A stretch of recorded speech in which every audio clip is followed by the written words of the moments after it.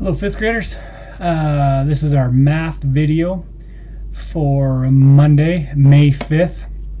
Today you'll continue along in chapter 11.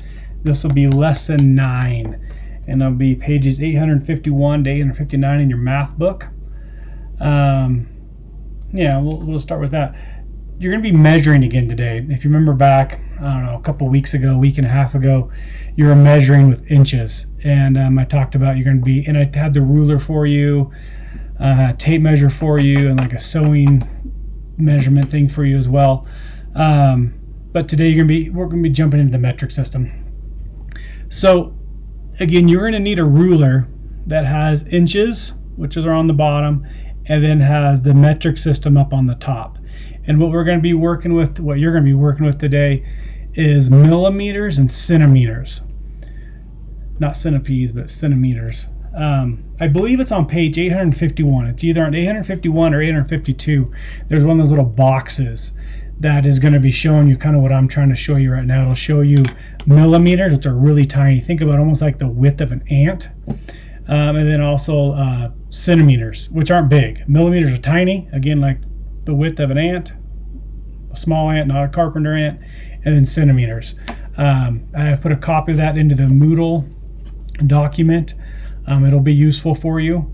And so what I want you guys to see here, be looking on the top, and as I'm drawing, this got drawn on a while ago. So if you focus maybe between, what's kind of in the middle here, 14 and 15. Let's look between 14 and 15. So you see the big 14, and that, if you started off at the zero down here and went all the way up here, that would be your isn't that weird? It comes from the wrong way. Start all the way over here, and you went up here, that would be 14 centimeters. And then if you look between the 14 and 15, you see a bunch of tiny, tiny little dash marks, and those are your millimeters. And between the 14 and the 15, between every centimeter, there are 10 millimeters.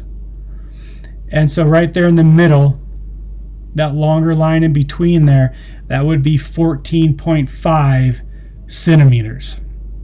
All right? Between every centimeter. So between all of the centimeters are your big numbers, and then in between there are your millimeters, and that longer one would be your halfway point.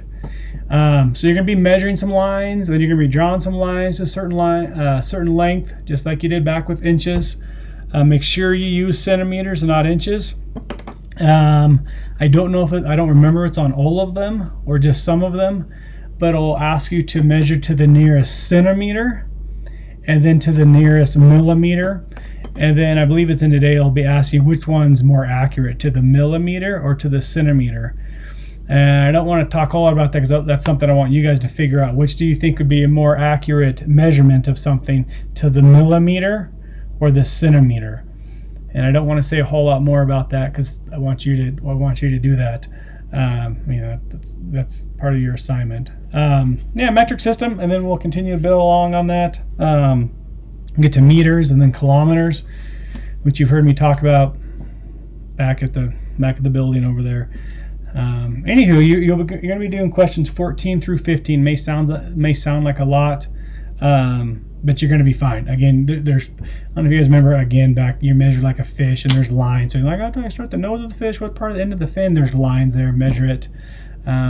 You should be fine. You should be fine. Should be more friendly than yesterday. Hopefully that fair share thing.